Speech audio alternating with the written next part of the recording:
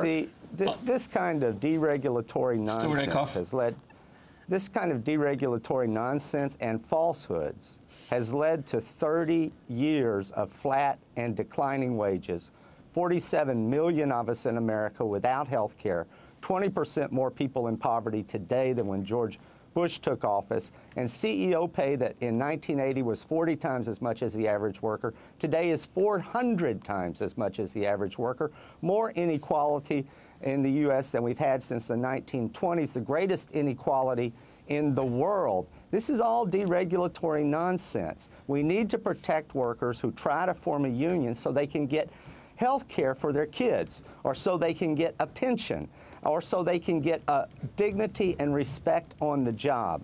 And James is just not being truthful. The Center for Economic Policy and Research came out with a study last week that says in 26% of all organizing campaigns, worker union leaders are fired. In study after study, we find 90% of the time employers hire anti-union consultants and attorneys. That's now a $4 billion a year industry to frustrate the will of the workers. 75% of the time, they put workers through one-on-one supervisory sweat sessions. 50% of the time, they threaten to close the workplace. And now 26% of the time, they fire worker union leaders. 1/3 of all the workers who form a union never get a first contract. The system is broken. It's geared for the employer. There is an imbalance of power, an inherent imbalance of power in the workplace. And if we're going to lift this economy out of this crisis caused by the same kind of deregulatory nonsense that James is saying this morning, we need to lift it from the bottom by putting more money into the pockets and hands of workers to spend in this economy, and that is by allowing them to bargain collectively with their employer. Stewart Acuff, getting rid of secret ballots do that? Getting rid of secret ballots doesn't do that. It is no accident that the middle class in this country, the broad, deep, strong middle class in this country that has been the strength of this economy, was created when workers got the freedom to form unions by either signing cards or going to an election between 1935 and 1955, when 12 million workers formed unions and we created the modern American middle class and the American dream. Stewart Acuff, the middle class. Let me interrupt you for 1 second here. Sure.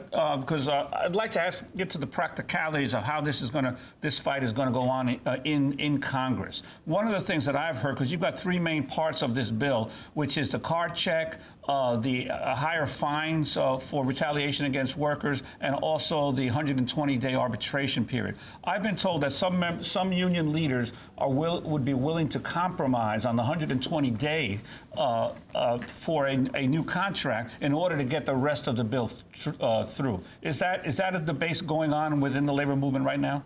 No, that's not an open debate, Juan. I can't say that nobody has said that. We expect to pass this bill as it is written.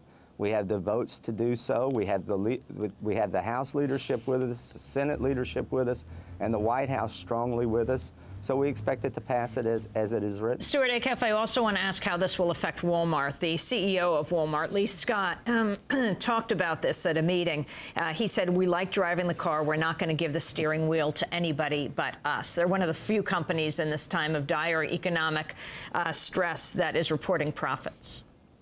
Well, it will give Walmart workers an opportunity to bargain for higher wages, to bargain for health care, and to bargain for a better way of life. Let me tell you, it's no accident that the biggest chunk of users of Medicaid in America are Walmart employees.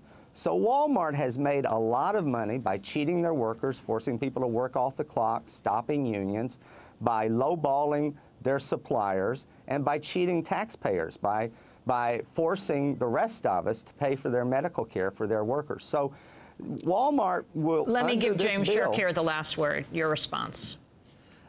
It's not going to help any business to have the government come in, to have a bureaucrat parachuted in and simply impose a business plan on the company. It'll help workers, though, James. It wouldn't help workers if you've got the government driving your company into bankruptcy. If you don't have a job because a bureaucrat imposed a contract the company couldn't change for 2 years, and the company goes out of business. Government planning, the idea of government planning, it went down with the Berlin Wall. Well, we're going to have to leave it there. James Sherk with the Heritage Foundation, Stewart Acuff with the AFL-CIO. Thanks, Amy. Thanks, Juan. Thank you. Transcript and the video and audio podcast. That does it for our broadcast. Democracy Now! Is produced by Mike Burke, Sharifo Dokadus, Aaron Mate. Happy birthday, Aaron. Anjali Kamat, Steve Martinez, Nicole Salazar, Hani Massoud, Ravi Karen, Mike DeVolivo, Miguel Noguera, Peter Curries, our engineers.